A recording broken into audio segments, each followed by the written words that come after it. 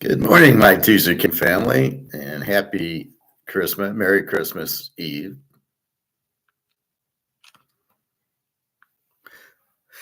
Hope everybody had a very happy and Merry Christmas and New Year's.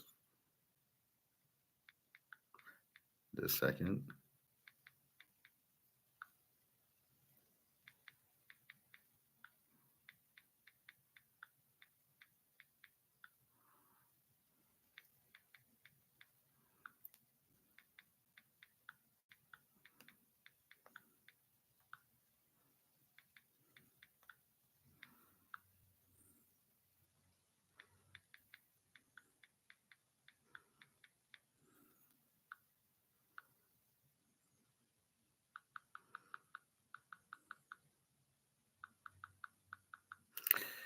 All right, so yesterday we hit two games. First, we hit the UTSA game, laying 2.5 and two teasers because the whole Coastal Carolina team wasn't out. And thanks to Alex, we know that because we have the we have the checklist of who's playing and who isn't. Although I'm not sure if it's all up to date or not. The pros, we hit Green Bay under 48. They win 34-0. It's just 14 points is a lot. I could lay 18. It's a lot. I lay 8. It's a lot. But once I knew Rattler was the quarterback and Olave was out and Kamara was out and Tyson Hill was out and basically New Orleans, but they have a good defense. So once I got all that, it was an obvious under, and I think I picked the score 35-0. So I was pretty close there, right? Was I worried about 8? No, but I just don't like to lay more than a touchdown in the pros. And as the Buffalo game showed, you can't. So you just got to be careful with it. So a strange week for me. I go 3-1 in my locks, but then I lose the secondary games, the Rams over and Cincinnati over, Minnesota under, but I do have Minnesota plus the 3.5. Philly, Washington. So lessons learned. As long as you learn, we're all going to make mistakes. We can't pick 100% every week. For 2 weeks I was, but not every week. So this week, let's review the lines.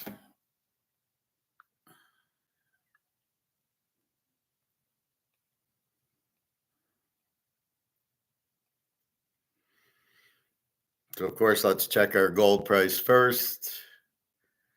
26.11, 29.54 for silver. It's just a buying opportunity. I don't know why the U.S. keeps doing these derivatives to try to get the price down. All it does is allow China to buy cheap unless China's behind it. So again, we're not really too worried about that. Let's go to the line. There shouldn't be much line movement. And then we'll go to the standings and who needs it. So we start off again tomorrow. There's 2 games. This is insanity. KC's 3-44 to Pitt. You can get a 2.5 at FanDuel or 3. Baltimore 5.5, 46.5 to Houston. Thursday night, Seattle 3.5, 43.5 to the Bears.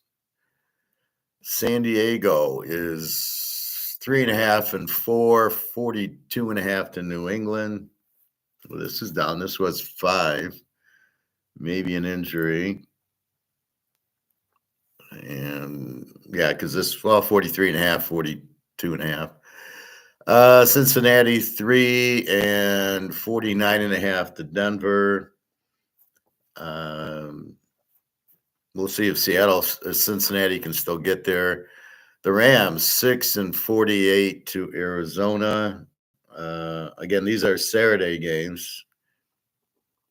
So I'm sorry. So Saturday, San Diego, New England. San Diego 3.5 point favorite, 43. Cincinnati 349.5 to Denver, and LA 6 and 48 to Arizona in a meaningful game there. And then we finally get to Sunday. Jacksonville, actually favored over Tennessee, 1.5, 41. Insanity. Buffalo, 9.5, 46.5 to the Jets's. 9.5, 46.5. Tampa Bay, 7.5, 49.5 to Carolina. We've got New Orleans, 1.5, 38.5, 39 to Oakland.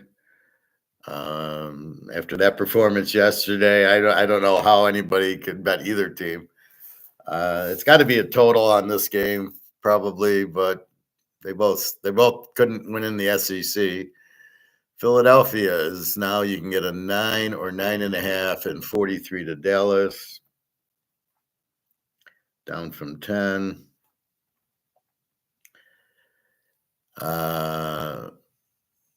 We'll have to wait to see if Hurts is playing because he's got a concussion. He's got to go through concussion protocol. Pickett looked good enough against Washington last week, so I don't think I'm worried as long as Barkley is the key there.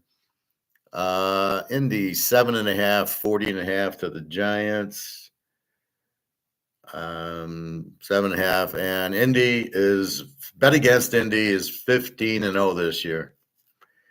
But do you have the balls to take the Giants? 13.5 with Locke against Richardson. Miami, 6.5, 40 to Cleveland. Who cares? Minnesota, 1.5, 49 to Green Bay. 48.5 you can get. Both are A teams. This is definitely a meaningful game for all there. Minnie has to win Green Bay, and I think maybe they can still catch them. I don't know. They got 4 losses, and Detroit and Minnie it's 2. So Minnie could lose this game and lose to Detroit for 4. I don't know what that does to Green Bay. They can't win the division. Well, I guess if Detroit lost the last 2, but then Minnie would have won. So Green Bay is just a wild card, but they did make it through healthy last night. Washington, 447.5 to Atlanta. I think they both need it. Washington could catch Philly now that they beat them, and Atlanta is tied with Tampa for first place. We'll see what Penix looks like here. Should be a hell of a duel, huh? And Detroit, 3.5 and 50.5, 51 to the Niners. Please explain that line to me. So that's what we have. So let's go to the standings.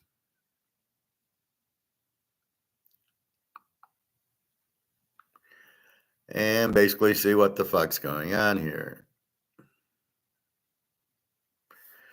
So Buffalo's in at 12-3, and that's it. Miami at 7-8. There's 2 games left, so they can only win 9. Baltimore and Pitt have both got 10. Houston's got 9, winning the division by 2 games against Indy. KC's in at 14-1, and then LA and San Diego and Denver both are 9-6. So theoretically, Miami can go to 9-8. Cincy can go to 9-8. Indy can go to 9-8. But San Diego and Denver are already 9, and they've already got the 9, so they need 1 win in the last 2 games. So they're going to be playing. Denver's got Cincy, and looks like a playoff game because Cincy is in a must-win and pray. Well, I guess if they beat Denver, then they're 8-8, and Denver's 9-7, and they beat them, so they'd be right there. San Diego gets New England. New England's way out of it. Has New England won how many? They won 3 games this year. Wow. Yeah, that Drake May. That's the difference. Drake May's won 3 games. Bo Nix has them at 9-6, and Jalen Daniels has Washington at 10 wins, and Drake May's 3. But Drake May's the answer because they've won 3 games. Same with Caleb, but they've won 4 games. So when we look at it, Pitt and Baltimore obviously both need it, and they both play on Wednesday. Pitt a home dog against Mahomes, and Baltimore road favorite, which they like. Anyway, so I guess Miami still has a shot, maybe. I'm not sure. I doubt it. Baltimore's in at 10-5, and Pitt, one's going to win in the division. So Baltimore and Pitt are playing. That's for sure. KC hasn't locked up. If they win, they lock up the home field advantage because since they lost to Buffalo, if they finish 14-3 and Buffalo finishes 14-3, Buffalo gets it because they beat them head to head. So that makes KC having to win this game at Pitt. They'll probably win by 3 like they usually do. Pitt's stumbling a little, losing to Philly and Baltimore, but they're losing to good teams. But here's Kansas City. And then you've got – and Buffalo needs it, and Buffalo is 9.5 to the JETSs. Depending on what KC does. So if KC wins, Buffalo basically has the 2 seed and basically can't catch them. So if KC loses, then Buffalo can get the 1 seed. Now will Buffalo play against the Jets? Probably anyway, but there's a difference if you are playing for something or not. So Pitt and Baltimore for sure. Houston, they did clinch the division at 9-6. So they've won the AFC South. They can't catch Kansas City, so they're not playing for anything. Not like Baltimore is. Indy, I guess, can get in at 9-8 if San Diego and Denver both fail. That's really it. It's everything. Buffalo with 12, Pitt and Baltimore with 10, and KC with 14. Those 4 are in. Houston's in for 5. So the division winner, Buffalo, Baltimore, Pitt, Houston, and Kansas City are locked in. There's 2 wild cards because Baltimore's got the 1. So it's San Diego and Denver in the lead. As long as they win one of the last 2, they'll be in the wild cards. They should be. So I guess Indy can go to 9-8, and they can go to 9-8, and Indy maybe gets in, or Miami or Cincinnati. So I guess maybe Cincinnati. So we will see Cincinnati's come back. Losing that first game to New England's got to be just haunting them. And then they lost to KC. They should have won. A terrible call there. They've had a lot of bad breaks. Going for 2 against Baltimore, yeah, I'd probably rethink that and kick the extra point. And if you get the tie, it's better than a loss. So the coach has really fucked them over. So that's the AFC. So let's mark it now. Buffalo will play provided KC loses. KC going for the 1 seed. Pitt, Baltimore playing. Houston really not. They've clinched the division. San Diego, Denver needs the game. Cincinnati, I'll assume, needs the game. Indy, I don't know if they can get a wild card. We'll have to read that scenario. And then we'll get to the NFC in the middle. Miami, no. And that's it. All right, so that's AFC. You don't have much drama there. I think it's Cincinnati, Denver, San Diego. But Denver, San Diego have a 2-game lead with 2 to go. And now I know Denver plays KC. So for Denver, they hope KC wins and clinches and then plays Carson Wentz. And Denver will need the game for the playoffs. But Denver got Cincinnati. That should be a good game. And San Diego has New England. Should be a good game. All right. Philadelphia, 12-3. Washington, 10-5. I don't know why Washington's not in clinched playoff spot. Detroit, Minnesota, Green Bay have clinched. So one's the winner and 2 are the wild card. So there's 1 wild card left, basically, which probably goes to Washington with 10 wins. Is there anybody who can catch them?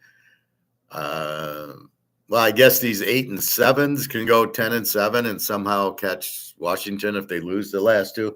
So it looks like Washington's definitely playing. We'll circle them. Philly can still get the 1 seed if Detroit loses the last two, and Minnesota. Well, they both can't lose the last two because they play each other the last week. So if the Lions lose to San Francisco and then Minnesota, they go 13-4.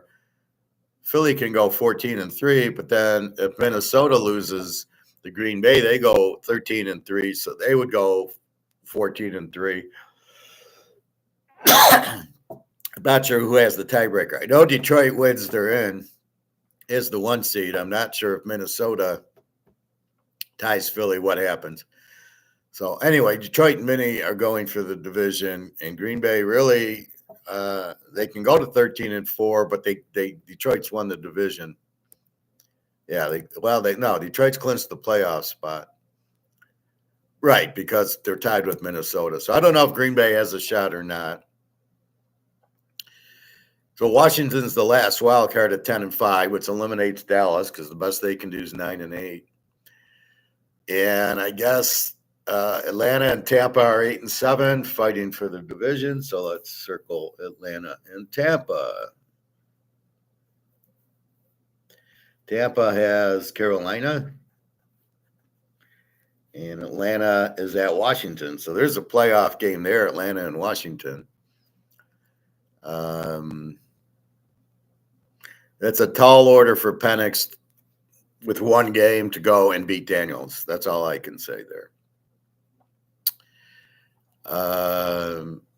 So Atlanta, Tampa going for their one wins the division. That's probably it. I doubt Washington's going to lose both their games since they just beat Philly and they're at home to Atlanta, but we'll see. But Washington, real deal. So Detroit, Mini, Green Bay are in. It says who wins the division, who gets the 1 seed, and Philly, Atlanta, Tampa, and then the NFC West. Frisco's out. There's 2 games left. They can only go to 8-9. Arizona can go to 9-8, and they play the Rams next week. Seattle at 8-7, and the Rams 9-6. So for sure, the Rams need the game, and they get Arizona. This is the playoff game. This is a must-win game. If the Rams lose, they're 9-7, and Arizona goes to 8-8, but beat the Rams, so they can go to 9-8. The Rams can go to 9-8, and Seattle, who knows what they'll do.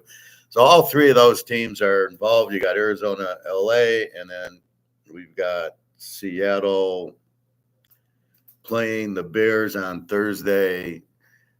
Must win. Poor Caleb. Plays all these tough teams. Let's see. So Detroit, Mini, and Green Bay. Well, Mini and Green Bay are playing each other.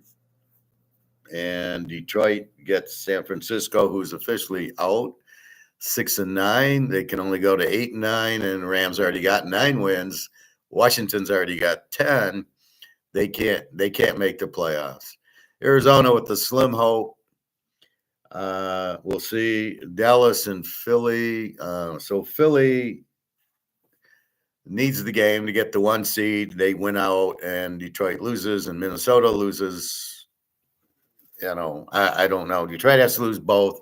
Mini has to lose to Green Bay, although one of them's going to end up, even if they're both 13-3, one of them ends up 14-3, and that's all Philly can do. But I don't. So I think it's Detroit and Mini for the 1 seed. I don't think Philly can, unless Detroit loses both. But then Minnesota would be 14-3. Philly would be 14-3. Maybe Philly gets it over Mini. I'm not sure. But nobody's locked up the 1 seed, which obviously Detroit and Mini are both 13-2. Okay, so Detroit's there.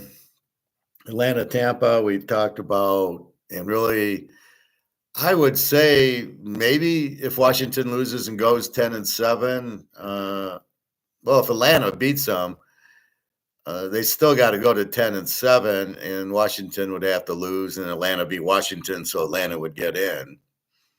But if Washington wins their last game, they get 11. So Washington's more than likely hasn't clinched, more than likely the wild card. They could catch Philly at 12-5, and they beat Philly, so they might win the division because Philly hasn't won the division yet. There's a clinched division. Nobody in the NFC's clinched the division. So who's in is Philly, Detroit, Minnie, and Green Bay. It's up to Atlanta, Tampa. It's up to the Rams, Seattle, and Arizona. So they're going to probably win their division. I don't see them winning the playoff game. Are getting the wild card. Washington with 10 wins and you just beat Philly. So can Seattle win both games to get to 10-7 and not win the division and win the wild card? I'm not sure of all that. But mathematically, they can go 10-7 in Washington. But for Washington not to be in it yet, that means either Atlanta, Tampa, or Seattle can get to 10-7 and apparently beat them out. So very interesting. So if we go through, let's go through the games. We got KC Pitt playoff game, but it's a different type. Pitt's fighting to win the division. KC is fighting for the 1 seed.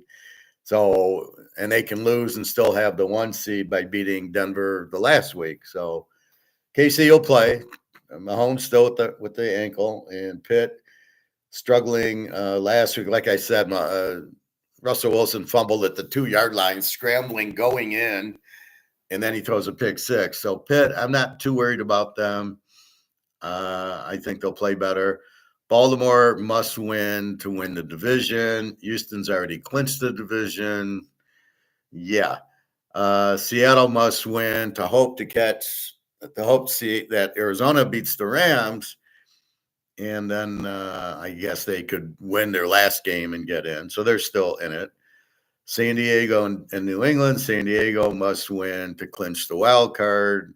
Denver, Cincy. Denver must win to clinch the wild card. And I guess Seattle, if they win out, would have beaten Denver and whoever else they play, and they would get the wild card. Because Denver's got them by 2 games, but so they can go 9-8. And if Denver goes 9-8, Cincinnati gets in. So Cincinnati's still there. So this is a playoff game, Denver, Cincy. Arizona and the Rams, playoff game. The Rams are in control, but they got a game lead on Seattle, 2 to go. They got a 2-game lead on Arizona, 2 to go, and they play them. Arizona wins this game, and then now we got a really interesting NFC South and NFC West. So this is a playoff game. Tampa Bay tied with Atlanta, must win against Carolina. Indy looks like they are still alive in the playoff because again, they're got. I think they can get to 9-8, and Denver and San Diego have 9. But if they lose out, I'm not sure if Indy's still available. Green Bay, Minnie's going for the 1 seed in the division, and the Green Bay has clinched a playoff spot, but they're going to play, I'm sure.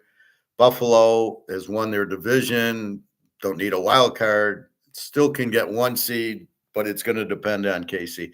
So if KC wins Wednesday, be careful with Buffalo because they will have clinched basically the 2 seed or what. I don't even know if they'll clinch the 2 seed, and I don't even know if they're playing for the 2 seed. Maybe they will. Maybe they don't want to play at Baltimore or something or play Baltimore. The 2 seed will get the Denver, San Diego, not Baltimore. 2 seed will play the lowest seed. So with the KC win, Buffalo can't win the 1 seed. This will be interesting to do. Dallas, Philly. Dallas is out. Philly going for the 1 seed, must win. Atlanta, Washington's a playoff game. Atlanta is tied with Tampa, so they need the game. Washington is trying to get in the playoffs. They're not in, even though they have 10 wins. Look for a hell of a game, Penix against Daniels.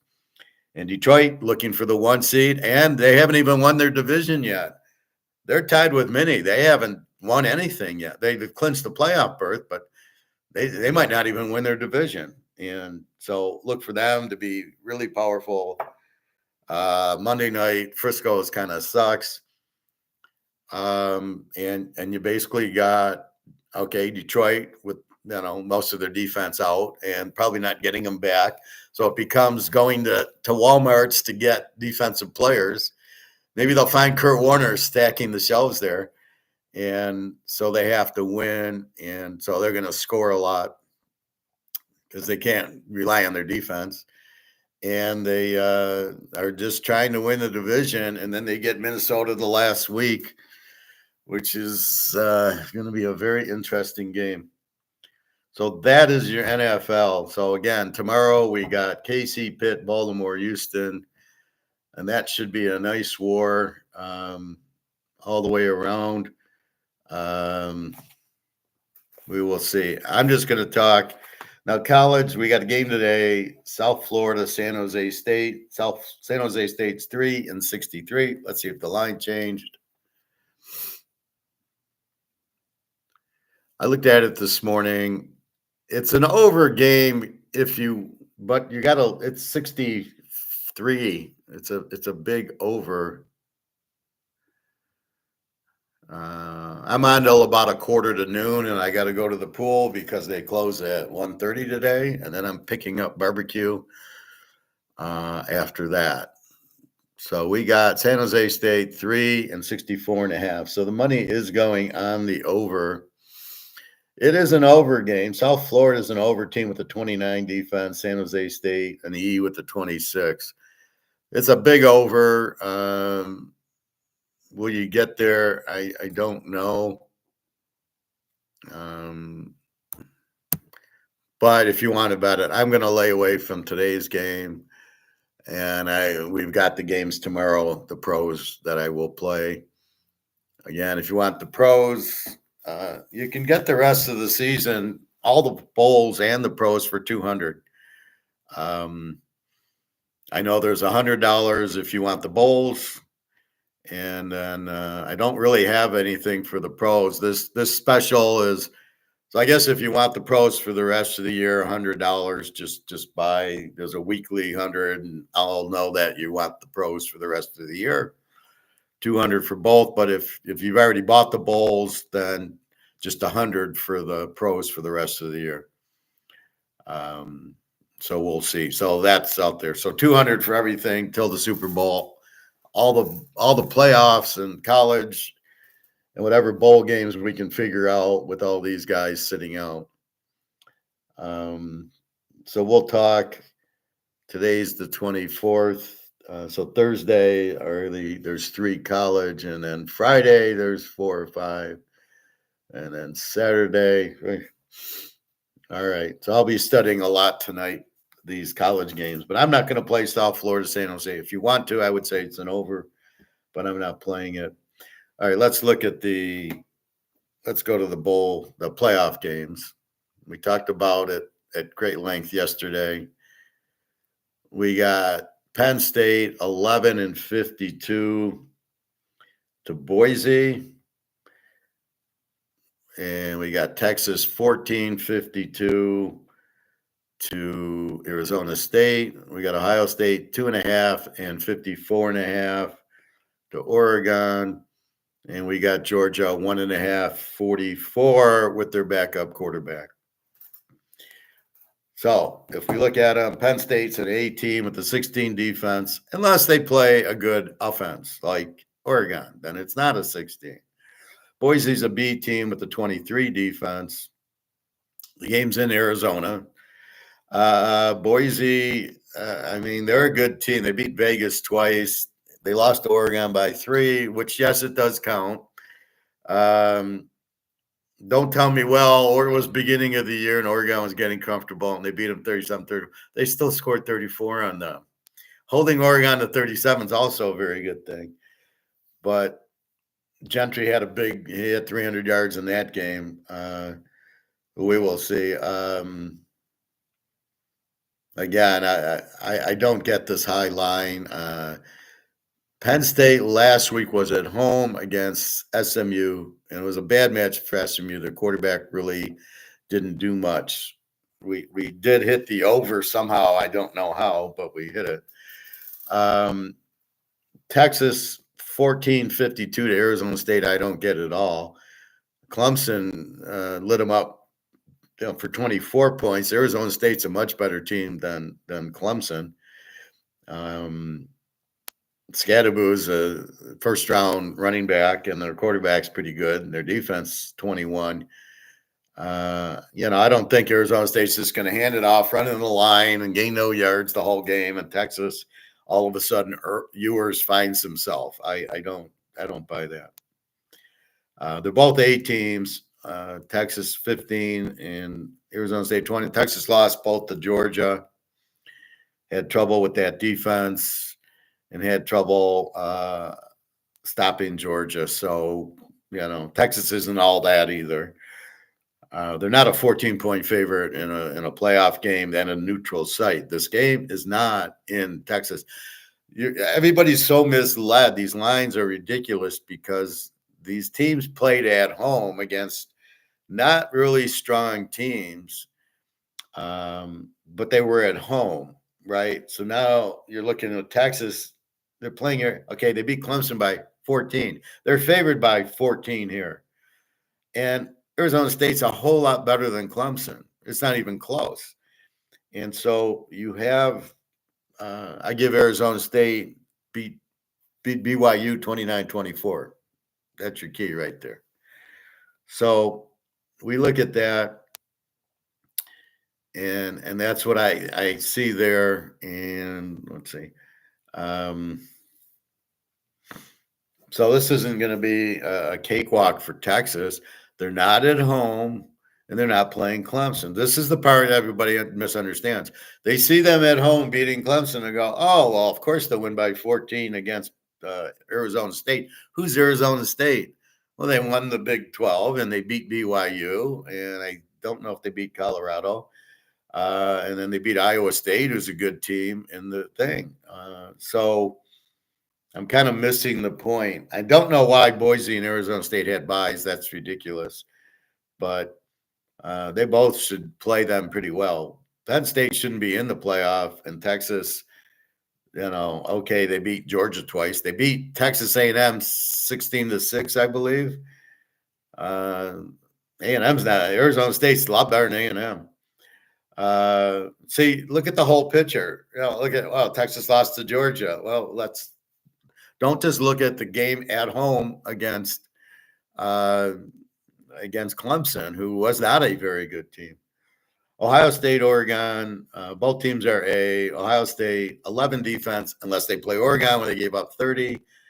Oregon, an 18 with the 17 defense. So neither of those defenses are real numbers. This is the problem with college. So Oregon gave up, 40? Oregon beat Penn State 45-37. Enough said. Ohio State lost to Michigan. Enough said. This is just shocking that Oregon's the dog. I can't believe it. And the total of 53.5, that's 28-25. That's halftime numbers for Oregon games. Penn State couldn't stop them. Ohio State's not going to stop them. You can't stop Oregon. Maybe Georgia. That's about it. So this game should be, I don't see Oregon losing at all. There's no way Ohio State wins this game. It'd take a miracle, but maybe they do. But they did lose to Michigan, didn't they? Yeah, I already said that, didn't I? And our last game, Notre Dame and Georgia. Georgia does not have their quarterback. He's out. They're both A teams. Notre Dame with the 13 defense, except for when they play USC or Louisville put up 24. USC put up 35 on them. What was that score?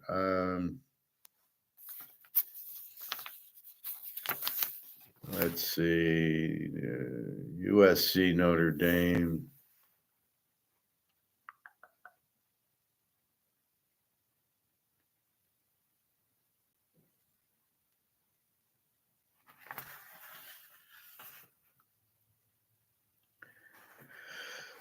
$49-35. So you still think Notre Dame's got a 13 defense. Now, Georgia's quarterback's out.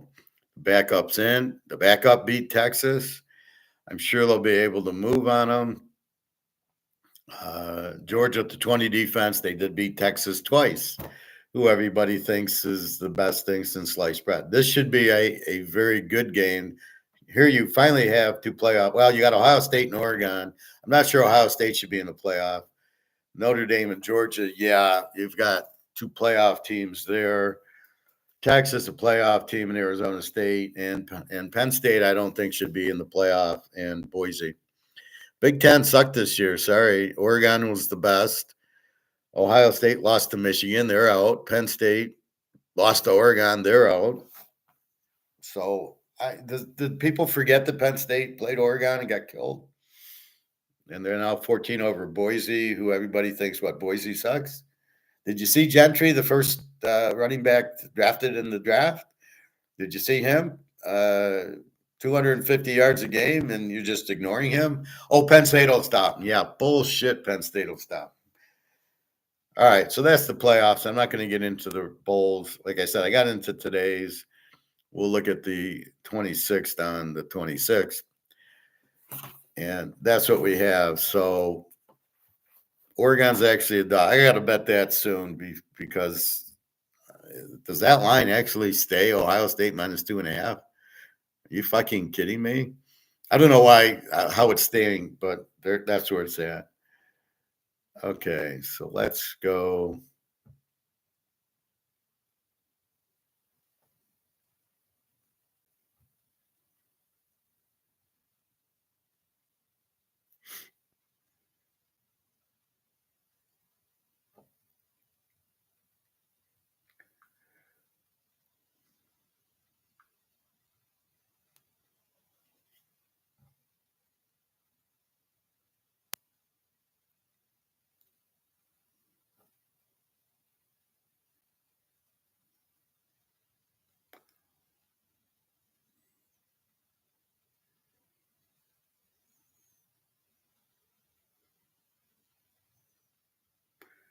So let's see a little egon. US stupidly told the world and told Europe, although EU just follows anything US says, confiscate all the Russian assets. Why does Europe have to follow US every time? Europe has no say in it ever, or the EU of their own. They just follow what the master says. So confiscate the Russian gold. After that, no central bank is ever going to keep their Russian assets. So no central bank is ever going to keep their assets in US dollars. So we're seeing now a gradual shift, especially now with the Eastern and BRIC central banks replacing the dollar reserves with gold.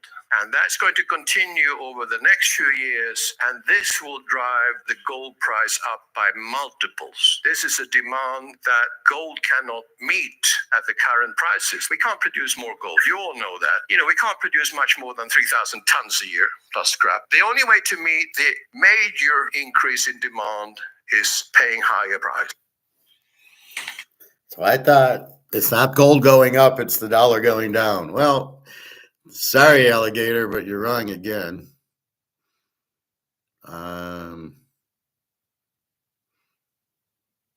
Now, here's some problems. Germany is going bankrupt. Welcome to your ultimate pit stop, Piston Pundit. Germany, once Europe's industrial titan, now faces a dire crisis. Skyrocketing bankruptcies, layoffs, and a shrinking automotive sector reveal an economy under strain. Rising costs, fierce Chinese competition, and fragile supply chains compound the challenges. How did this See, that's everything we talk about, right? That's economics. Competition, you can't compete. Your costs are going up because you're inflating your dollars and regulation. So government's creating this problem by inflating the money. This is why you don't want inflation. The value of your dollar goes down, so it costs more dollars to buy items for the car, to make the cars. And then the competition. Manufacturing giant falter. Stick around as we uncover the 7 key reasons behind Germany's economic collapse and its implications for the future.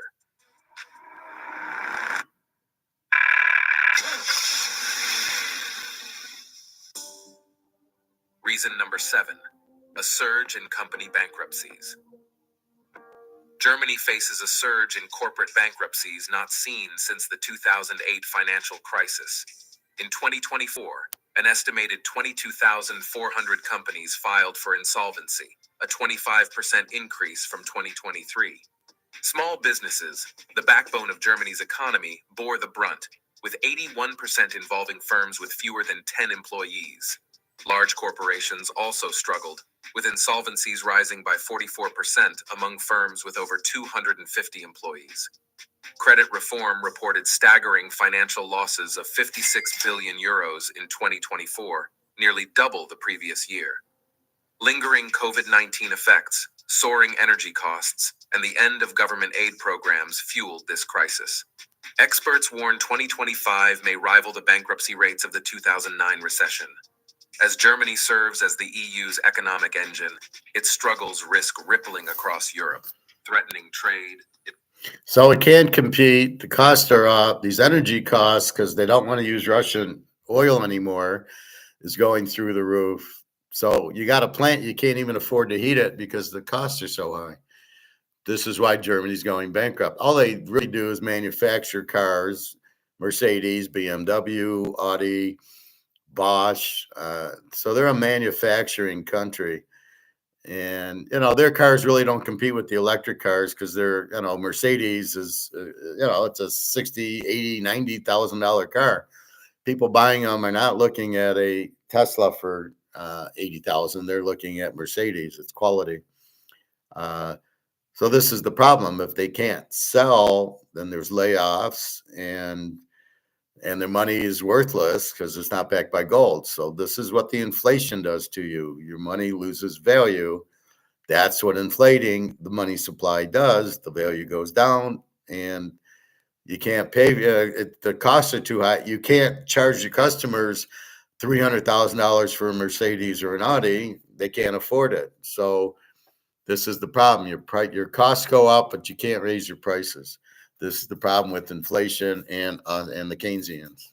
A little bit more. Investment and job creation continent-wide. Reason number 6, high labor costs, an economic Achilles heel. Germany's sky-high labor costs are putting its global economic arena. Reason number 2, fragile supply chains and overdependence. Germany's heavy reliance on global supply chains has revealed critical vulnerabilities, especially post-COVID-19. Shipping disruptions, raw material shortages, and geopolitical tensions have created bottlenecks, stalling production across industries. With many German manufacturers dependent on imported components, these challenges have made maintaining operations increasingly difficult. China's dominance in supplying semiconductors and rare earth metals exacerbates this issue. By prioritizing domestic needs, China has left German industries struggling with delays and skyrocketing costs. This overdependence underscores the urgent need for Germany to diversify supply sources and invest in domestic production. Adding to these woes, protectionist policies in key markets like the United States threaten Germany's export-driven economy. Trade barriers disrupt supply chains and reduce market access, further highlighting the importance of building resilient and diversified networks to withstand future shocks. Reason number 1, a perfect storm of economic challenges. Germany's current struggles result from a convergence of economic pressures that have formed a perfect storm. Inflation, high living costs, and rising interest rates are eroding consumer purchasing power, leading to weaker demand for goods and services. Meanwhile, bureaucratic hurdles. That's what inflation is. The value is the money. Forget the interest rates. It's just people need money for the basics, for the needs, not the wants. And their needs are food and energy, heating and clothes, and paying your rent. So people, as those costs go up, they only have so much. They have $1,000 a week. And then, let's say they have $5,000 in a month. Before it was $2,000 for those costs and you could buy a car. Now it's $4,000 for those costs. Your heat went up, your clothes go up, your food's gone up. And so now it's $4,000 a month. Well, you still have the $5,000. You haven't benefited from that. So now it's you only have $1,000 left. You can't afford the Mercedes. So I don't know if that's been their Mercedes target. Probably not. It's probably been the guys who run the companies who buy the Mercedes, but that's the problem. So that's the typical problem. It's coming here. It's in every country. These idiots keep printing the money, and then all they do is they keep printing it. They'll print more because in their minds, the Keynesians think, well, I got to print more so we don't run out of money. And I have more bills, so I got to print more money. So it'd be like us running a printing press going, oh, I got to pay my credit card. Well, I don't have the money. Let's print $1,000 so I can pay my credit card. Well, yeah, but when you print the 1,000, the value of the 1,000 drops. And if you keep printing the money to pay the credit card or to pay the debt, you're fucked. So this is why Germany, Italy, France, the UK, Japan, and China and Russia are all in the same fucking boat because they all have the rising cost, but it is not the rising cost. It's the devaluation of the dollar because these idiots are printing it to death. They print it to death. It's worthless. It takes more dollars to buy heat, electricity, food, clothes, your rent. And then, but you don't get more money. You're lucky to keep your job, right? You're lucky if you keep your job. But if you keep your job, you're not getting a raise at your job. If anything, the companies are struggling because less people can afford their products. And then there's more unemployment. So you're not even making the money that you need to pay your rent, your food, and everything else. This is the problem. So the only offset, of course, is gold and silver because that doesn't go down because they can't print the gold and silver, so it doesn't lose its value. Now, what Alligator says is, yeah, but because you printed more dollars and the dollar's worthless, the gold price goes, it takes more, gold price goes up. He says, well, the gold price doesn't go up. It's the dollar losing its value. So you need more dollars to buy the gold price stays the same. And I argue, no, because of the demand for gold, as people get out of the dollar, the only safety is to go to gold because that won't, they can't flood the market with gold and silver. They can't print more of it. So then it's the same supply, but now as demand goes up, that's why price goes up. So Alligator, I don't know why he doesn't understand that. Not an economist, I guess. So he's living in some dream world where, okay, if the dollar's lost 99% of the value, how could gold's run by derivatives? It's not run by the free market. So how he thinks that, how he doesn't understand that, I don't know. But this is what's happening in all these countries, and it's happening here. Believe me, it's the same playbook. We print money and our dollar is becoming worth less and less, making things cost more because it takes more dollars to buy soup and tuna and milk and clothes and utilities and everything else goes up because the dollar's worth less. It's here. It's not like immune. The U.S. is not immune because we're the reserve currency. Doesn't fucking matter. This is coming here. It's already here. You're seeing unemployment go up. And you just, the poor people feeling, that's why you got all these homeless. And then, if you're still working, you don't feel it as much, but you do feel it. I know when I go to the grocery store, I buy something and it would cost me $20 is like $60. You just scratch your head. I mean, you don't even go into the grocery store and buy more than 5 items and it's going to be over $20. I mean, you can't, every item there is $3. I buy my pita bread. It's like $3.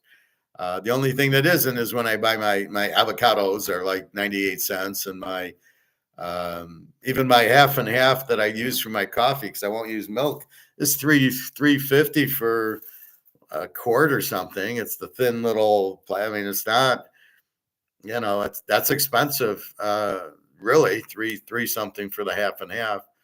And then, the tuna is almost $5. Any cereal, cookies or that, it's $5 for what it used to be $2.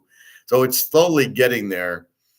That's why I say go buy your gold as quick as you can, because soon, and I told this to the gold guy, I said, what my biggest worry is that you stop taking dollars for gold. And he didn't get it. And he said, well, yeah, I don't see that happening for a while. And I'm like, good. That's the other part is hopefully they give us a warning.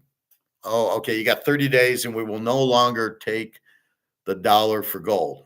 And that's when you dump all your dollars and buy as much gold as you can. That's the snowball reaching the bottom of the mountain, and now all hell's going to break loose. That's my biggest concern. The dollar losing all value, and he won't take it for the gold. Right now, he still does. So um, we will see what happens. All right, a little bit. I wanted to talk more about Egon, just to review.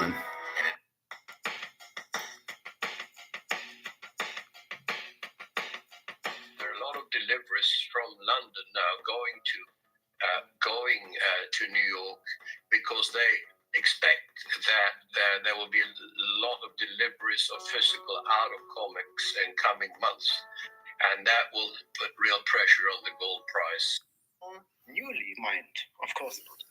Nevertheless, the price of gold is only rising slightly. How can this be explained? Is it possible a case of misinformation? Are the reported gold reserves of other countries really as high? No, it's the COMEX. Yes. So there were two different questions there. First of all, today the China, for example, from what we understand. So why is gold price not going up? Is the question? Is because it's not free market. It's done by COMEX. It's the paper market. We'll hear his answer. But that's why it's not, because it doesn't matter how much gold China's buying and Russia's buying and India's buying. That's not why the gold price goes up. The gold price goes up because of it's all based on derivatives. That's why gold goes up. That's it. So anything that happens in the free market outside of COMEX doesn't affect the price. That's why it's not going up. But as long as we know there's big demand for it, we know it will go eventually, and BRICS will kill COMEX, then you'll see the real physical price, and that's what we're waiting for. Is that when they are the biggest producer of gold in the world, near 400 tons a year, and they keep that gold themselves, the Chinese government now. So that is actually fresh gold that they keep. So it never goes onto the market. It means that it never affects the price. They produce the gold and they keep the gold. And also my understanding is that Russia does the same. Russia also, which is well, I think it's the third. So I think Australia's second, or Russia's third. It's about the same, the biggest gold producer. And they're also keeping all of their own gold. They know that. They understand the value of gold more than ever because they see what the West is doing and they see what the US is doing, destroying the value of paper money. And therefore, they're keeping their own gold also and building up the reserves. So that never comes onto the market either. Then we have, of course, we've seen a lot of central banks, BRICS, Eastern central banks, and BRIC members, not Western central banks, buying gold. Western central banks are not buying gold at all. They haven't bought gold for decades. But the Eastern ones are. And, central banks, when they're buying gold, they're very cautious, so they don't want to push the price up. So they are very carefully going into the market to pick up gold without putting upward pressure on the price. As I have said before in our discussions, Jan, of course, you also have this move now from dollar reserves. Central banks, after that, the US confiscated the Russian assets, which were obviously mainly dollar assets, then no central bank will trust the US to hold their reserve assets, as I said, which are primarily in dollars. So therefore, central banks are now gradually moving the dollar reserves from US dollars to gold, physical gold, and storing it at home in their country, not with the in New York or in London with the central bank. So that is an ongoing movement that's going to take several years but that will put tremendous upward pressure on the gold price. And I think we're not talking about here small moves. We're talking about sustained. There will be buyers of gold continuously for many years in the form of the central banks selling the dollars, buying gold. And that, I think, will lead to eventually that gold's going to go up by multiples, as we have talked about before, not just by a few $1,000s, but by multiples. Because there will be sustained demand from a level, as at a central bank level, which will certainly outcompete all small investors. What normal investors do will be irrelevant in comparison to these major buyers of gold being central banks, and especially the BRICS and Eastern and Southern central bank. That is a very important move that will take place over many years, as I said. So that will support gold for a long time. Plus, of course, the other support is that the Western economists and countries will continue to destroy the value of their money by printing more and more because of the debts going up now exponentially. And that in itself, of course, will mean that paper money will go down in value, which means gold will continue up. So again, the mindset of like the U.S. and the West is we'll just print more money. They can't get the concept that you can't, that it kills the value of the money. So if they need money for the debt, or they need money for Social Security, or they need money for Medicare, or they need money to pay the war, they think, well, we'll just print more. They don't understand the concept that you can't, because it makes it worth less, and it makes it worth zero. And then they can't understand that they think because of the reserve currency that exempts them from printing it to zero. Or the reserve currency, everybody needs the dollar. No, the BRICS countries, you've made Russia not use it. China's trading with India and Brazil. Russia's trading with India and Brazil and UAE and Saudi Arabia and China. They don't need the dollar. And those are the big boys. And then these other little African and Middle East countries are all joining BRICS. There's going to be like 159 countries in BRICS before it gets all done, because they all want gold. And they know they feel protected that the U.S. won't kill everybody who goes on gold, which is what we did to Gaddafi and Saddam Hussein. So that's really the point of it is the answer is just print more money. If we, I owe mortgage. Well, I don't have any money. We'll print it and pay the mortgage off. And that's just absurd. You can't print it if it's not backed by anything. It must be backed by gold. Then you can only print as much as the gold. And when you get to that point, you need to raise the gold value. That's why gold will go up. Reason number 75 is because you need, what'll happen is you'll make it 10,000 an ounce. You'll back your dollar by gold to keep it credible. And then, but all the prices will come down because they're all priced in monopoly money, right?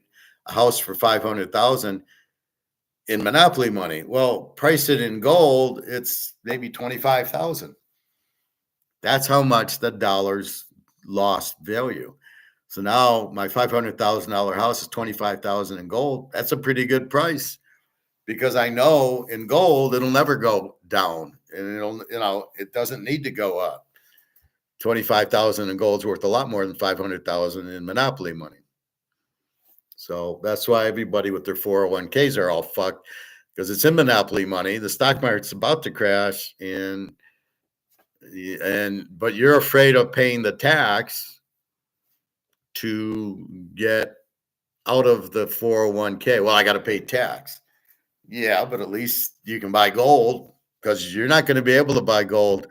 I go to my gold guy now. All he's got's a few ounces. He has no 1/10 of an ounce, quarter, or half ounces. I don't know if he's doing this intentionally, or the only time he gets gold is when people come in and sell it. And I don't know if the older people who are selling their gold bought quarters, halves, and dimes. They probably just bought ounces because the ounce was cheap back then. I mean, I $300, $400, $500. Why would you buy quarter ounces and half ounces? I do it now because it's 2,800 for an ounce, and I can get a quarter for 700. So yeah, here's a couple 700s are a lot easier to swallow than always 28 because I still need money for the everyday food and rent and everything else.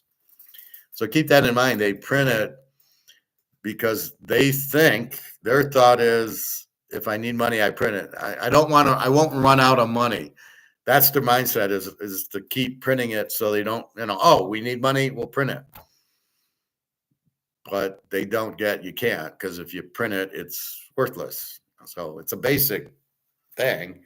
How do they not get it? I don't know, but that's the point. So just understand what the idiots are doing. Those are major forces, Jan, that will mean that gold is going to be one of the best assets to hold, not just for wealth preservation purposes. I'm talking about physical gold, of course, but also for wealth enhancement purposes. So I like how he, instead of saying we're all going to get rich because the gold price is going to go up, he calls it wealth enhancement. We call it, the value of the gold is going to go through the roof. So that's, he finally admits what Alligator is too stupid to understand. The gold price is going up as if any asset would, based on demand. There's 50 of these. If there's 100 people wanting it, the price has to go up because 100 people want 50. So they're going to bid it up because they want it. That's human nature. I got to have it. It's Mahomes. It's a 50 count. I'll pay more for it because I have to have it. And if you only have 50 of them and you got 100 guys 100 buyers, the price goes up. And that's what's going to happen with gold. And it is the price going up. Like Alligator would say, well, it's not the Mahomes card going up, it's the dollar going down. Only if there's no more demand. But if there is demand for it, it is also the wealth enhancement. It is also the value goes up because the demand forces the price higher because there's more demand than supply. In gold, it's 1,000 times more demand than supply. Because all the supply, I mean, half of the 200,000 tons are in jewelry.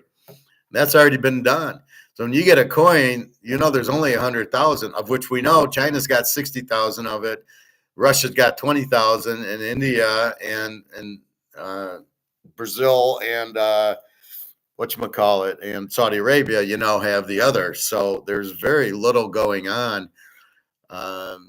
I'm just buying an ounce here and an ounce there as I get paid versus buying, I did buy a lot before when I took it out of my bank, out of my stocks, and bought gold with it. So at the time I did like 10 grand at a time.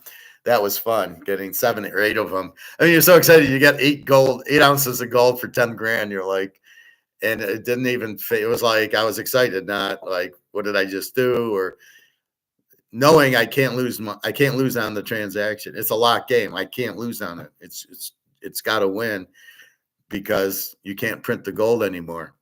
We're just understanding that the derivatives are keeping the price down, not the market, and that the derivatives will go because of BRICS. BRICS, the need for gold will rise, will kill COMEX as it's already doing, and you'll see the price really take off very soon, as Egon will tell us. So that is for gold investors going to mean that you just buy your gold and you sit on it and you do nothing. You never worry about the price. Whatever, if it goes down in the short term, it makes no difference. We have, for example, we went into gold at $300 in 2002. And we, of course, never sold anything, only bought more. And that's, you don't have to worry about it. You know that governments will take care of it for you. The central banks, they will always destroy the value of money. So your gold will continue up. So it's so easy. And I'm sure investors will discover this eventually. That's the point, Egon. It is so easy to do. Anybody can do it.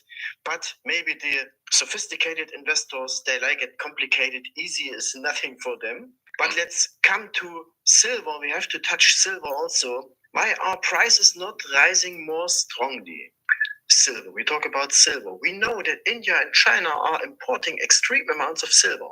Manipulation by the bullion banks still seems to be active. What do you COMEX, think? yep. Yes, I think so. There are, I think, major short positions in paper silver among the bullion banks, and obviously you have especially have the big American banks there. They are desperate to hold the silver price down, because if that market breaks, there'll be no end to the amount of silver they will have to buy to settle these forward contracts or these derivative contracts that are open.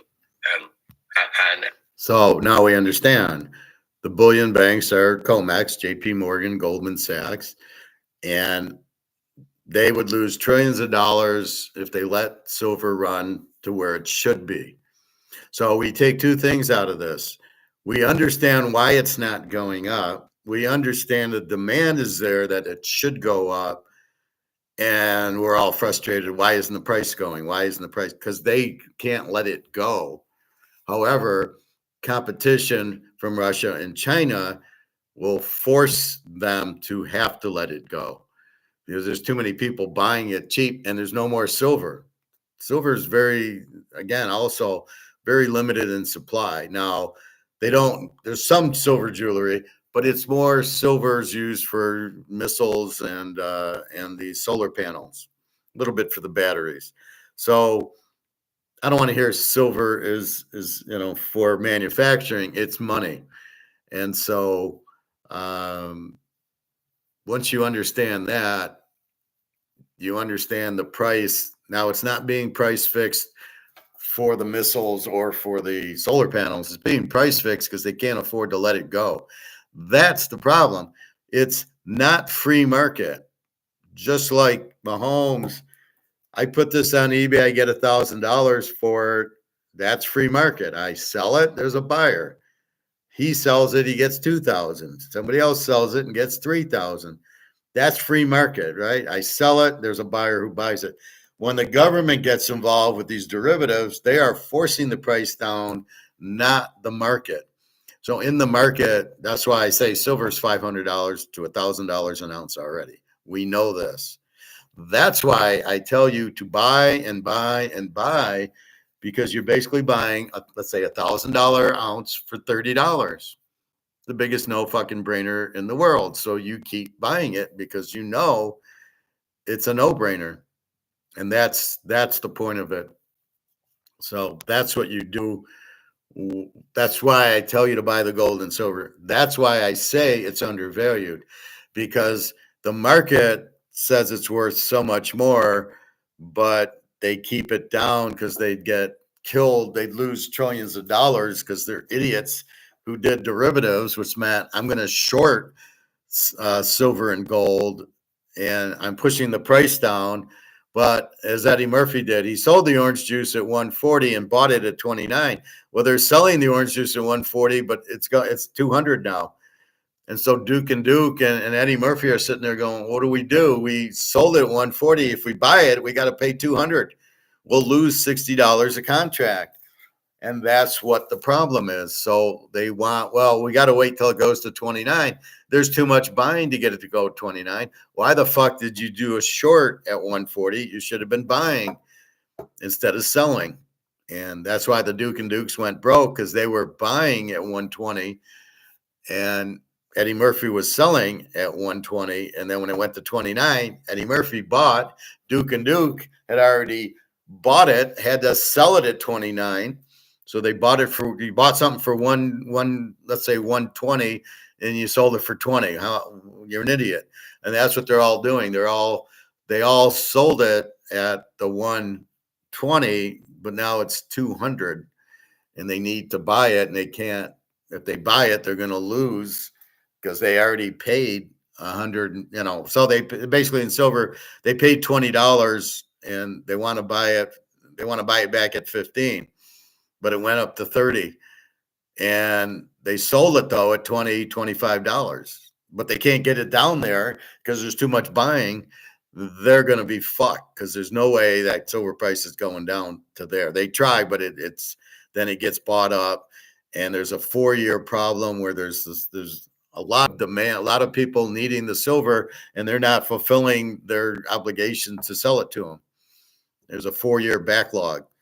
So this can't keep going on. And here you got Russia and China on your side going, they'll take care of it. They can't. They're trying to bomb Russia now, and Russia's laughing at them. You're not fucking with China. You're not fucking with Saudi Arabia or India. So these are players that you can't Saddam Hussein and just blow up and, we're bigger than you. You can't do that here. So this is why they're fucked, and this is why the price is going to go to the moon. And therefore, they're at every level they're trying to hold it now. We're holding it around just over the $30 level, for example. But when it breaks, just like when gold breaks, silver will of course move at least twice as fast, maybe even faster, 3 times as fast. It's a very small market. From a volume point of view, and therefore, a bit of strong buying and a lot of short covering by these bullion banks will mean that silver could go up dramatically when it starts, and I would expect that to start also probably in the first quarter of next year. But as I always said, silver is. It is an exciting metal, and it will rise in price, substantially. So he's saying by January we're going to see silver jump. I think 2025 is the end. I think the dollar collapses. Don't get into CBDCs, which I don't know if they'll do anyway. I don't know what their thing with Bitcoin. They can't really. Bitcoin is. It's a strange animal. You can't make it money because you have to have the code and the wallet and everything. So what do people do who don't? And nobody can afford $100,000 for Bitcoin. I'd rather have 50 ounces of gold or 40 ounces of gold. So they can't force you into Bitcoin, and it's not money. You can't go to Kroger's with it. You can't go to the restaurant and say, I'm going to pay with Bitcoin, because nobody takes it, because you all need an account. It's really... where it's decentralized, it's really person to person. It's Bobby giving me Bitcoin or me giving it to Luke. It's not to go to Kroger's. It's not to go book a flight to Italy, get a hotel in Vegas. That's not the point of Bitcoin. So it is not money. So I don't know what they're going to do, but they can't just make it money. They go, oh, Bitcoin's now $1. It's not money. It's a collectible. And where it's getting its value at, I don't know. It'll never last. And people who think they're going to get rich off of Bitcoin are out of their minds, because try to sell it. What if the banks aren't open because of the commercial real estate crashing, right? All the banks have their money, as I've explained, banks get their revenue from the loans. We give them money. That's the liability. They owe, I give them 25 grand. They owe me 25 grand, but I don't normally go for it. I might take 100 here or 500 there, but they owe me the 25 grand, which they really don't, because the law changed and said, you don't have to pay them. You can, but you don't have to. And then you've got, well, how does the bank make money? They loan it for the commercial real estate or the houses or the cars. Or maybe they invest in Amazon. So they've got your 25, and then they loan it out, but they'll loan out 10 times that. So somebody wants a house, they'll loan out the money that they made out of thin air. But there's a commercial real estate, the Empire State Building or the Chrysler Building or the Rensen here, or any big buildings or strip malls where people, they don't have the money. So you go to the bank to borrow the money to build the strip malls or build the buildings. But if all the tenants go out because of COVID and because of the inflation, and everybody shops online at Amazon, they go out. And the person that made the loan to, okay, I'll do a strip mall. I'll pay, $10 million. I'll build a strip mall, and then I'll have 20 stores and I'll rent those out. And that's how I'm going to pay back the loan. Well, these people are out of business now because everybody shops on Amazon. So all of a sudden, the guy who owns the mall, the strip mall or the regular mall, doesn't get his revenue in because all his customers running the stores have gone out of business. He can't pay the bank back. So the bank gave him $10 million. Sorry, I can't pay it. All my customers are out. I'm not getting my revenue, so I can't give you your revenue.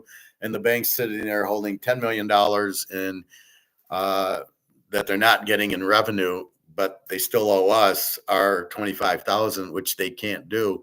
The bank goes out of business. Okay, now let's bring it to Bitcoin. How do you get your Bitcoin? There's no such thing. So you've got to turn it into dollars.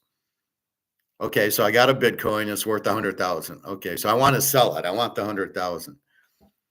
Well, I guess, and I don't know, I guess I put it into my wallet and I do like a PayPal and I transfer it into my bank.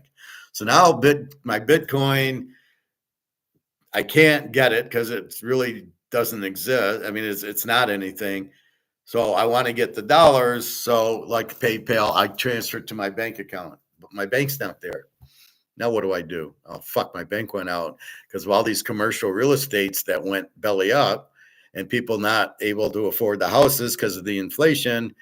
I'm fucked. I do have the Bitcoin. I have 100 grand, but I can't get it. I can't take it to the bank. And then if my bank still happens to be in business, they're not going to give me the money because they're losing the money on the real estate that they're not getting paid for. So therefore, here comes $100,000, and they go, "Thank you. You want it?" And this is happening in China. What they'll do, there's people with 1,000,000 yuan in China, and they go to get it, and they won't let them have it. They said, "Well, you can have $5,000 or 5,000 yuan." The yuan's 7 to 1, so 700,000 yuan is 100,000 US. You go in looking for your. I need 300,000 yuan. I need bills and this and that, and they won't give it to you. That's coming to a theater near you also. Hey, Bobby Bo. So that's what's happening, right? And that's where it ends. So now I got Bitcoin. I can't. If my bank's still open, can I get the money out of the bank? No, the bank's only going to let me have 5,000. The bank certainly doesn't have 100,000 sitting in it. So now you're fucked with the Bitcoin. Yeah, it went up, but how do I get the money? It's like behind a glass case, right? How do I get into the glass case? I can't get into it.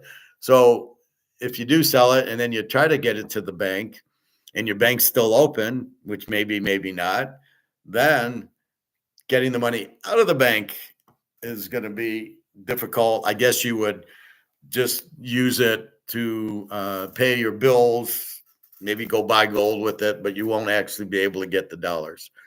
So if you think you have money in Bitcoin, just be careful actually getting the money in Bitcoin.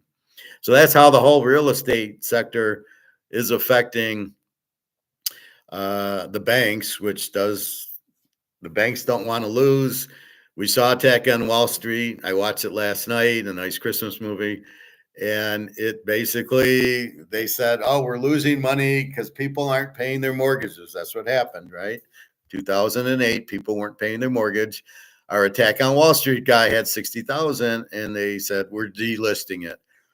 We're just going to sell it for pennies on the dollar. And anybody that we owe 60 or has 60,000, we're stealing it from them, which is what happened, which is why he killed everybody because they fucked them. It was a Ponzi scheme. Okay, we're not going to, as long as they keep paying the rent, well, you got 60,000. But as soon as they stop paying the rent, your 60,000 goes to zero because you're letting other people have your money. That's why you buy gold and silver and you don't get into these Ponzi schemes. Everything the bank does is Ponzi scheme. Understand that. The stock market's a Ponzi scheme. Bitcoin's a Ponzi scheme. It's all bullshit from these banks. And the key's your greed. Oh, I want to make $1 million. Oh, okay. Yeah, buy stocks, buy IBM, buy Polaroid. That went out. Buy, Kmart. Oh, that went out. Buy Coca-Cola and Disney. Oh, okay. And it just goes under. And this is the problem that you have with banks. You are trusting your money to other people who all their incentive is to take your money from you. They're not there to make you money. Attack on Wall Street guy said that. He says it's all for the commissions. We're not trying to make you money. We're just trying to get your money for the commissions. That's what we're in business for. That's what Wall Street is. It's a Ponzi scheme. It's a carnival ride. That's the problem. So don't trust the fucking banks. Reason number 82 why you're in gold and silver, because we don't trust the banks, because we've seen too many times if they start losing money, you get fucked, not them. And we know the banks, especially JP Morgan, run the government. So they always get, how come they always get bailed out? Well, we got to bail out the banks because they lost money. Why? If I lose money, if I lose a football game, I don't get bailed out. Nobody gives me the money. Well, sorry, you lost, Howard. Here's the $500 you bet on the game. You lose. But the banks can fuck around and do this bullshit and not lose because they're in control, right? And so they'll bail themselves out. So it's like if we're in control, we lost on the Philadelphia under. Okay, I'm going to bail everybody out. Everybody lost on the Philly under. Give me your ticket. I'm going to make you whole because I'm in charge of the money and I can control it. Oh, but you won on Green Bay yesterday. Okay, so fine. I don't have to bail you out. That's the problem with it. Which movie? Attack on Wall Street. Where can we watch it? No, it's not on. It's on Tubi. And you all have Tubi if you have Roku. It's a free channel on there.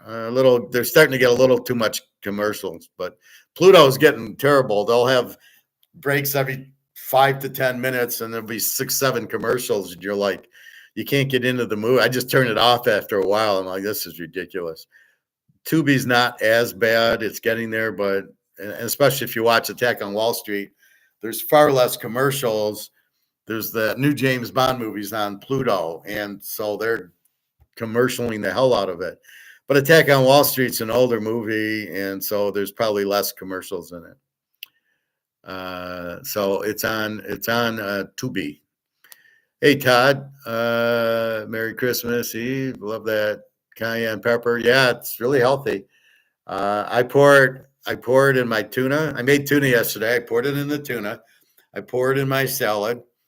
I'm getting rib chicken combination. So I'm going to go to the pool.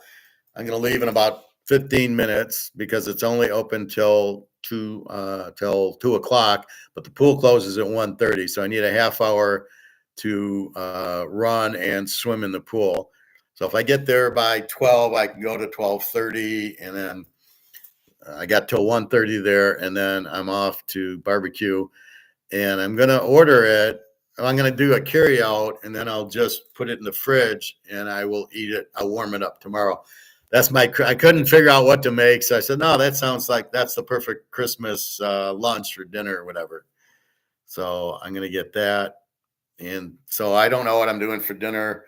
I might go get salmon or steak at the grocery store. I got to figure that one out. Otherwise, I got paid today. I'm supposed to get paid Fridays, but on these holidays, I've been getting paid early. So I checked in my bank and my money was there. But this is different. I got to pay rent with it and a credit card with it. So normally I try to take $1,000, $1,500 out, but not, there's 1 week I don't owe anything. So I just pull it, put it in my safe and buy gold and silver. But this week is rent week. So I got to make sure the money I would take, I got to leave in for rent, but then I don't have to put anything in for rent and I can pay the credit card. So it's okay. So I'll have a little bit, and then whatever we get from football will be nice. LSU, a lot of their players are sitting out. The quarterback's playing, but a lot of their players are sitting out. So we'll get into that next week. But if you go to this channel,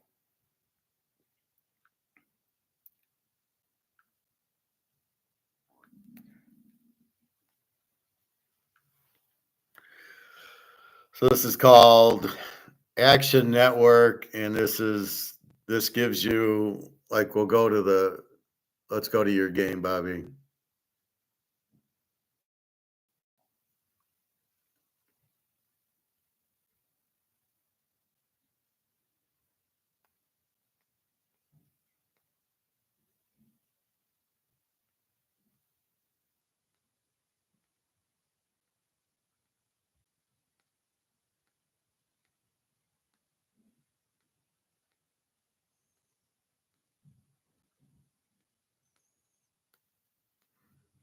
All right, so it goes to BYU, LSU, and then it says Baylor transfer portal, the safety, the DN, and this shows you if like he's a starter or not, an O lineman, a D lineman, and a backup. All right, so these guys are transferring. There's no opt out, and then they list a few injuries. So as far as you know, the quarterback will be playing. I want to say Stevenson or whatever for Baylor. Cornerback hasn't played since week 10. We don't care. The linemen, 2 linebackers also missed the finale, but they are practicing. So they want to play in it. But we look at LSU, and they got starting wide receivers going to Miami, starting safeties going to Ole Miss, tight end, a D lineman, a wide receiver, a cornerback, an O lineman. Look at all these guys. Then there's some opt-outs getting ready for the draft or whatever. LSU has now seen both of its starting offensive tackles and its defensive end declare early for the draft. Trez Green will be the only scholarship tight end available. They could kick Miles Frazier's out to tackle. And then here's the opt-outs. So they haven't in the portal, but they're not playing. Geez, we don't want to get hurt. It's football. We might get hurt. A guard, a linebacker, a safety, a guard. It looks like the quarterback will play since he's returning next season. So half their defense is out, but the cornerback will be back. So that's where I'm getting this from. And that came from Alex. Thank you very much, Alex. And that's the whole point. So now you've got to analyze, Newsberger's playing, Baylor's quarterback's playing. So because of all these guys transferring out and they're not going to play, then the money would go on Baylor because LSU's at half strength. I see you got it on the Prime game. Well, I did that because you asked about it, Bobby. Prime needs, that was a fluke, the Colorado game. Prime needs to win this bowl game against BYU. Why are they even playing? It would be like Michigan playing Penn State in the bowl game. I mean, what was that? All 4 of those names are top players, Mason Taylor and Lacey. Also, Emory. Thanks a lot for sharing that variable information, Professor. I didn't know that. Well, go to that site, and then you can go to the games. Now, what I'm waiting on is Cam Ward from Miami. It says he's going to play, but we're not sure. And, I really like that game only if he plays. If he doesn't play, then I got to go a different way. Now, that's the thing in the playoff games, Oregon, Ohio State, and Penn State, and Arizona, all their big players are playing. But it's funny, like Ohio State, half their guys are. I think Ohio State already has 3 or 4 players that are sitting that won't play because they're getting ready. They don't want to get hurt, so they're already like Boza did that shit. Boza pulled a hamstring in week 1. He sat out the whole year. That receiver did that. Who I can't remember. He sucks. But this is what they're doing now. They're just these Ohio State guys are sitting out the whole season, not just the bowl games. It's like I'm giving you a scholarship, you're playing. So they complain they're injured, so they keep their scholarship. Otherwise, I'd tell them go fuck off. You're not on the field. You're not getting your scholarship because we're giving you a scholarship worth a couple $100,000 between room and board and registration and the classes and education. And you got to play. You can't just sit out. That's why they fake the injuries. I know Prime is the professor's favorite coach. I don't like that opt-out bullshit. Well, I don't like that they got to transfer now instead of waiting for the bowl. In other words, do it after the bowl games. To me, the bowl games are part of the season, and you shouldn't opt out. I remember watching Michigan and Ohio State in the 70s, in the 80s with Bo. These guys would play with broken legs. I mean, they died to play in the game. And now, yeah, I might get hurt. It's football. I really don't have the passion for it. I really don't care. So I don't want to get hurt and then not get drafted. Well, believe me, buddy, if you get hurt, you're going to get drafted anyway. I mean, look at the guy in the Lions, Hooker, who got hurt his knee. He got drafted. The other guy in the Lions, the wide receiver from Alabama, he hurt his knee against Georgia, and he got drafted in the first round. So I'm not really sure what the bullshit is with the injury stuff, unless you're just scared. And then I wouldn't draft you anyway. I would not draft anybody that opted out of the bowl game, or you're not getting drafted by me. And if you are, you're not getting paid. I'm going to pay you $20 because you're a pussy and you don't care. You don't have passion for the game. And I only want passionate players, just like in class. I only want passionate players in class. I saw a press conference the other day. I forgot for which team, and the coach told a reporter who asked if the starting quarterback is expected to play, and he replied by saying, "We don't opt out around here. If there's a game schedule, we play football." I really like that response. Sounds like the Utah coach, but they're not in the bowl. But yeah, there's some coaches. I read one of them in here, and they're like, "We don't opt out." I think these programs are soft to let the players opt out, and I don't get the transfer. Why did these guys, the one guy on LSU transferred to Miami? Well, why don't you transfer after the bowl game? Why are you transferring now? Right? I know a couple guys on Ohio State who transferred, and they're not playing in the bowl game because they transferred to other schools because they were like third stringers. Well, I can't play. This is the problem I have. I got beat out by Bobby Bowe, and I'm the backup outfielder. So I'm gonna go transfer to the San Diego Padres because Bobby Bowe's there and he's got me. And I'm not gonna try to get better. I'm just gonna look where I can play, even though I suck and I hit 200. Or in football, right? If you're any good, you wouldn't get beat out. The USC quarterback did that. He gets beat out by Maivia. He sucks the whole year, and USC loses all these games. They bring in Maivia from Vegas, and the guy transfers. Who would want this guy? When we watch next year, and we're going to sit there and bet, and I see Miller Moss on some team, I'm betting against him. Just like Kayla, we're betting against these idiots. What a bunch of losers. Oh, it was the head coach for Syracuse. I just looked it up. His name is Fran Brown. Well, I mean, if he can control it, I think it should be that way all the time. I'm surprised Ohio State's guys aren't sitting out because they might get hurt against Oregon because Oregon's a good team and they might hurt them. So they should sit out. Why aren't they sitting out in the playoffs? I don't understand the differentiation. So on one hand, I don't want to play in the bowl game. I might get hurt, but you're playing in a playoff bowl game. You might get hurt there. Why? What's the difference? Who gives a fuck if you win the championship? Because you're not playing for that. You're playing for the paycheck to go so you don't get hurt into the draft. Why would you be? You shouldn't have played all season because you might get hurt. In fact, you probably shouldn't go in the shower, and you should be careful, at home and not wear shoes and, because you might get hurt. Can't play golf, can't play tennis, don't even go running, don't work out, don't use what you might get hurt. I mean, that's how absurd it is. It's fucking ridiculous, these guys sitting out. So they need to change the transfer to after January, that's why they're doing it, because the porthole closes.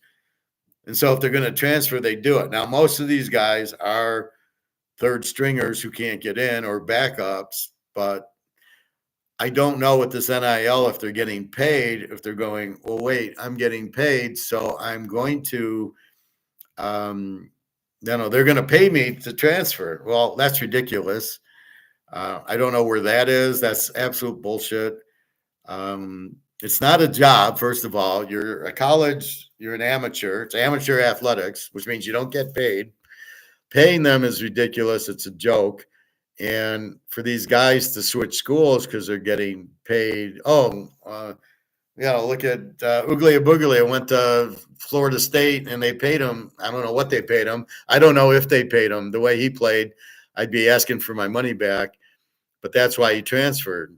And that's ridiculous. You've committed because you're committing to the school. They gave you a scholarship. You're getting paid for $100,000 or $200,000 education. That's getting paid. You get free board. You get free food and free education. That's getting paid. So I wouldn't pay a player a nickel. And I know that's the problem. That's why Nick Saban quit, because it's bullshit to pay them. But if you don't pay them, then these other schools are, and then it's non-competitive. In a free market, then it should be a bidding war to get the players. And I don't know if that's what it is. I don't know what Michigan paid that quarterback. I don't know what Michigan paid Mikey Keene. But he shouldn't have paid anything. If they want to transfer, that's their thing. It shouldn't be a paid thing. So anyway, that's kind of the point of it all. It's just bullshit. And to do it, I got to sit here and go, is he playing in the bowl or not? Yeah, Michigan. I got 6 guys dropped out because they might get hurt. Okay, so what does that tell me about the team? They're a bunch of babies. So, but I got to look at that for. So it's not just analyzing the games, going, there's an under team and over team and this and this.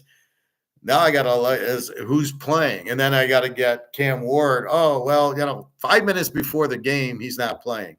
Or Rising did that to us. Well, 10 minutes before the game, even the announcer thought he was starting, and he sits out. Well, you can't bet the game 5 minutes before the game.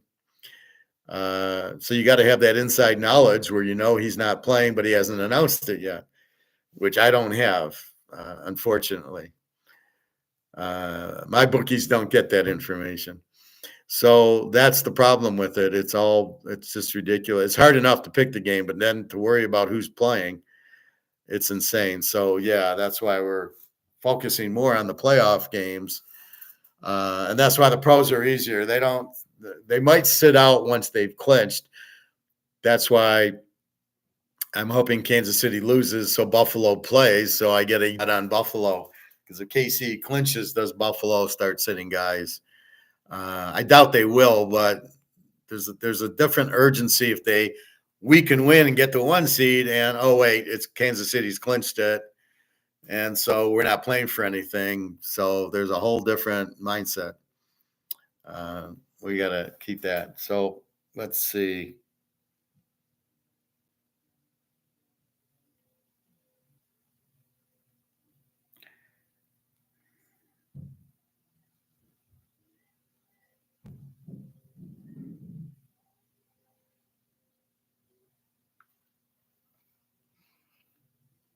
Egon, is it possible that investors who are not yet in the gold market engaged are deterred by the high price and want to wait for a setback that is unlikely to come? We must remember that 1 year's US interest payment spending alone is equivalent to 3 years of gold and silver production. Yes, you can compare gold to lots of different markets, but I think to compare it to the, as you said, to the interest markets, interest is going to go up to trillions. It's around 1 trillion now. It's going to go up to several trillion in the coming years. That's on the interest debt. Rates are going to go up to over 10% in my view, and the debt is going to go up also. So that will be one of the drivers of gold, interest rates. But the main drivers will be the deficit. What was actually the question here, Jan? I was just running. It was not really a question. It was only a relationship to show how insane the valuation of the precious metals, only in comparison to the US interest expenses at current level, already is. So you're asking also if the price is too high and people are waiting for a correction.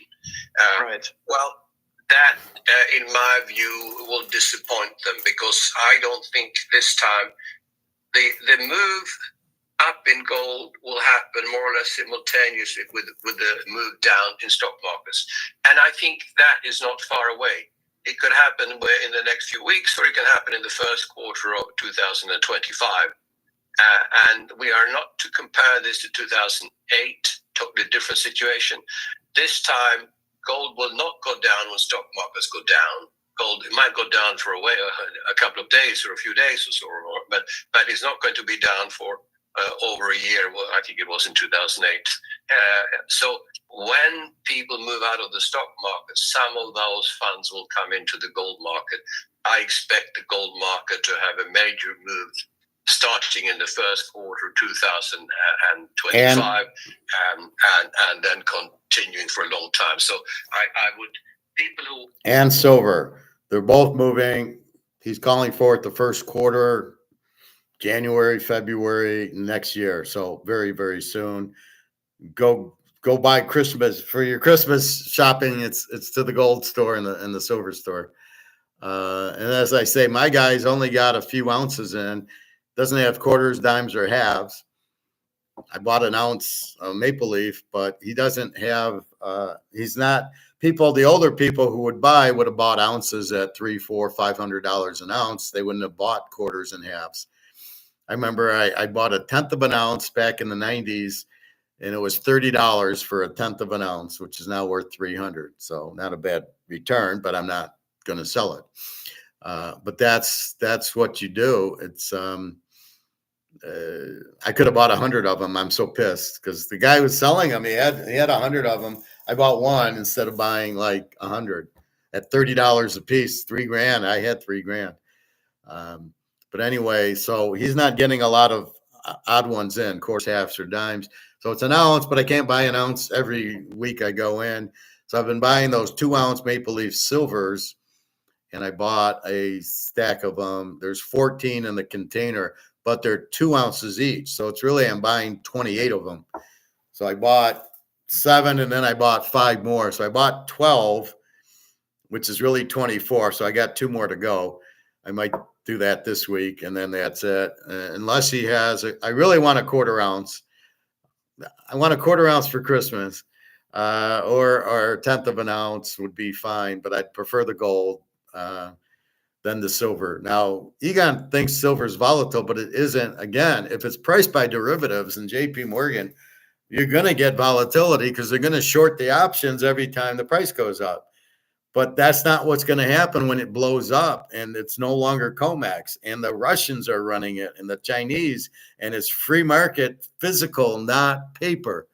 It's going to go 500, 1,000, 2,000. It's not coming back. It's not going to be volatile. That ain't going to happen. All right. Wait for the gold price to come down. We'll lose, I think, the first big move or miss the first big move. So therefore, I would suggest now is the time to buy. When we're seeing a sideways correction now, when that's finished, we're going to have big moves up again. Let's come to the ETF topic. I am interested in how much gold and gold ETFs are bought with credit. The less credit in them, the better in the event of a stock or bond market crash. That is the topic of forced liquidations, Egon. I think we saw this in 2008, but to some extent you already answered it. What do you think here? Yes, well, first of all, physical gold for normal investors are not bought on leverage. I mean, that's the big difference with physical gold and paper gold. Paper gold is always leveraged, whether it's in the futures exchanges or whether it's a bank leverage. But people who buy physical gold, they seldom leverage it. And, we tell also our clients, for example, they say, can we borrow against our gold? So leverage it. And we tell them, well, if you borrow money against your physical gold, then the gold is not yours anymore because the gold then belongs to the lender. So then that is not wealth preservation anymore. That's speculation. And you're holding physical gold to avoid speculation, to have no one else who has an interest in your gold or a legal interest in your gold. So therefore, as I said, I don't think much physical gold is bought on leverage. But ETFs and paper gold is certainly bought on leverage. But there is also now there are a lot of shortages of gold in New York on COMEX now, and there are a lot of deliveries from London now going to New York because they expect that there will be a lot of deliveries of physical out of COMEX in coming months, and that will put real pressure on the gold price upwards because there won't be enough physical. That's for certain. It's Justin from Plato's Closet. I am mic'd up today. It looks shut like the a fuck mess up. back here. That's not my problem. Because there won't be enough physical, that's for certain. We stay with this topic, Egon. If the bubble in Bitcoin, bonds, and equities bursts, will precious metals be pulled down in the same way? And will there then perhaps be much lower entry prices? So would it make sense to hold cash at the moment? That could be a very risky strategy. Yes, well, for several reasons, I am not a believer in the present environment to hold cash. And that's for many reasons. First of all, as we discussed before, I do not expect the gold price or the silver price to go down this time when stock markets fall. Because, as I said, the situation is very different to 2008, and people who panic. It might not be the big fall coming now, but it'll be a bigger or a biggish fall coming in the next few months here, and people will go to alternative investments, and some of it, not major amounts, but some of it will go into gold, and so I expect gold to go up significantly, as I said before. And what was the second part of the question, Jan?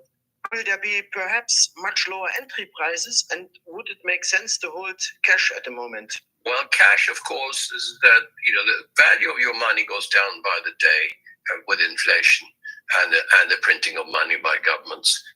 So holding cash is not something I recommend. That's number one.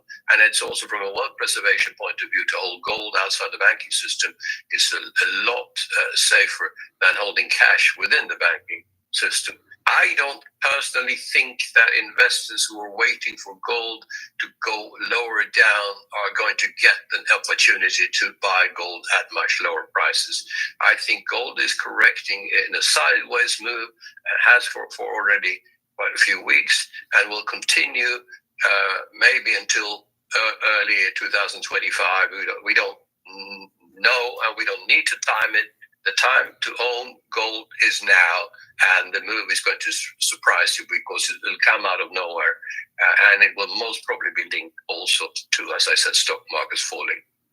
I think so too, Egon. Let's remain at the topic outside the banking system. I have a fitting question here. Egon von Greyerz always says it is important to hold gold outside the banks. Why is that? I don't know that safe deposit boxes have ever been confiscated in the West. Well, normally safe deposit boxes are not confiscated. I mean, there are, of course, cases in the US when they have gone in and opened up safe deposit boxes. Normally they have an excuse for doing it, so saying that they expect someone being a criminal or hiding funds or whatever. The laws are normally, if normal laws apply, but let's say in a crisis situation, normal laws might not apply. So the laws normally protect somebody who has a safe deposit box from that being taken from them by the government or whoever. But let us say that there is a general banking crisis in a country or even in many countries. That could lead to banks closing. Because if you have a crisis and defaults banks, and that's happened before, and banks can close for a few weeks or a few months then until the liquidators or receivers or whoever comes, administrators come in to look at what the assets and what the liabilities of the banks are. And at that point, they're most likely also to close the vaults of the bank because they haven't got the capacity to open every single vault, because there has to be an auditor or some independent person, and there won't be enough of them when this happens because they can't put one in every bank and in every vault. So therefore, If that happens, the risk is that you don't get access to your gold for quite a long time, and therefore it's much better to have it outside the banking system in a vault that is private and has no debt whatsoever, and you can always access it. And that's one of the main reasons why you should keep it outside the banking system. So as I say, and I got to go, that's the Titanic, right? You're still on the boat. You got to get off the boat to the lifeboat. So that's why you don't leave anything in the banks. You got to watch the stock market. The banking crisis he's talking about is the commercial real estate crisis, where everybody's working from home and everybody's shopping Amazon and online. People aren't going into the malls, so they can't pay the rent. Stores are going bankrupt. They're going out. And the office space, if everybody's working from home, the company saves money on rent. So the company then, doesn't need it. So they break their lease. And so these buildings are sitting there with nobody in them. So they're not getting their revenue. So they can't pay the bank. And that's happening very soon to a lot of buildings. So a lot of banks are in big doo-doo. And that's what he's talking about. And if you got your money in the safety deposit box at Chase Manhattan, you're fucked because they're going out. And it might be out for a year or 2 years. Like he says, you won't be able to get it, and you can't get your safety deposit box. They're not opening the door so you can come and get your safety deposit box. The door is closed because they're not going to pay rent because they don't have money, and they're not going to give you your money because they don't have the money to give you because they're not getting the rent from all these commercial real estates. And that's the problem. So all these Airbnbs who took out loans to buy these houses, nobody's there. Well, okay, I got to sell the house. I can't pay you back. I'm defaulting on my mortgage, and the bank doesn't get my money for the house because nobody's Airbnb now because everybody's broke from the inflation. So that the inflation's causing a lot of bullshit. Just understand that. I got to go because my pool closes at 1:30 and it's almost 12. And then I'm off to ribs and chicken for tomorrow. I'm going to carry out. So that's what's going on. I'll be back, I guess, tomorrow. Probably, I don't know. Well, we got the football game, so I'll be on before the Kansas City game. There's Kansas City Pitt tomorrow. I can't believe Wednesday. And then there's Baltimore Houston tomorrow. I will be playing both those games. And so if you're going to buy from me, normally you wait till Friday or maybe Thursday for the Thursday night game. You're going to want to do it tomorrow if you can.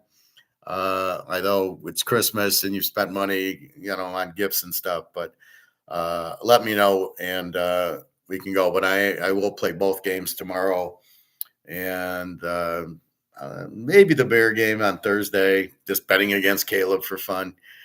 And then we got 3 Saturday games, which I definitely will be on those, and then the Sunday games, and the Monday night games, and all the bowl games. It's crazy right now.